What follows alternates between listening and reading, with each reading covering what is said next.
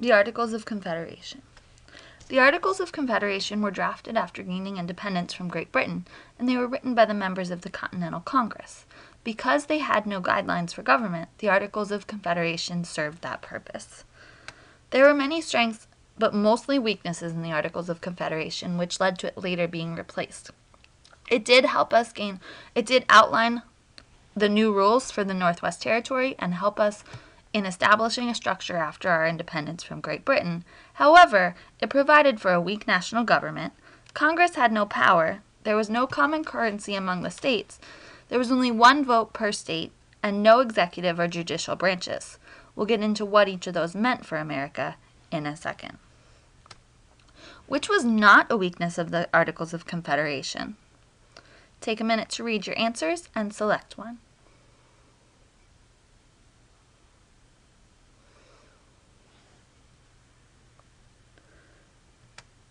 Great job! You got the correct answer. Let's talk a little more about these weaknesses now. A weak national government. What that meant was that the states were unwilling to give up their power. Because each state felt that they had their own individual power, the national government was weak in controlling and regulating that power. And Congress had no power. Congress could not tax, and from not taxing, they were not able to gain money and regulate it amongst the states, and they also could not control trade. So really, the states had all of this power, and Congress did not. Why was it significant that Congress could not tax? A, the colonists were not happy they kept their money. B, Congress wasn't able to regulate money to help the states. C, members of Congress couldn't earn money for themselves. D, some states were becoming wealthy and Britain was trying to tax them.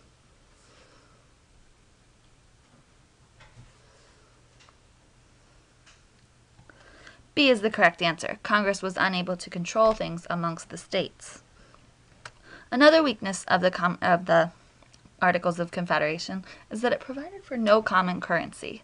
What this meant is that when you went to Pennsylvania, there was one kind of currency, and when you went to Massachusetts, there was another. This led to problems when trading amongst the states. Also, there was one vote per state. No matter what the size of your state was, you had one vote in Congress. So think about tiny states like Rhode Island, who are like cleaning up in Congress now that they have one vote. But New York, with its giant population and giant state, also only had one vote. Who was hurt more by having one vote? A, the large states, B, the small states, or C, Congress?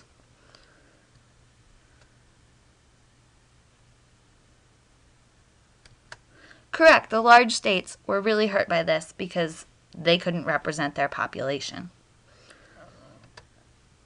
The last weakness of the Articles of Confederation is that there was only a legislative branch.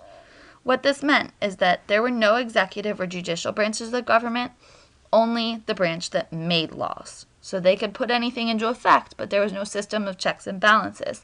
There was no executive branch to carry out those laws, say that this is what's going to happen and enforce them, or a judicial branch saying this is fair or not fair. So there was no court system to say, yeah, this is good.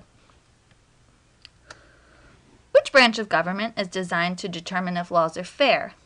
A, executive, B, legislative, C, judicial, or D, presidential?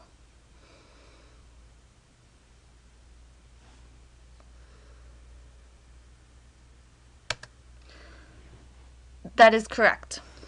Nice job. Now you have gone over the Articles of Confederation. Hopefully you have a better understanding of those weaknesses and why they eventually put in the Constitution instead.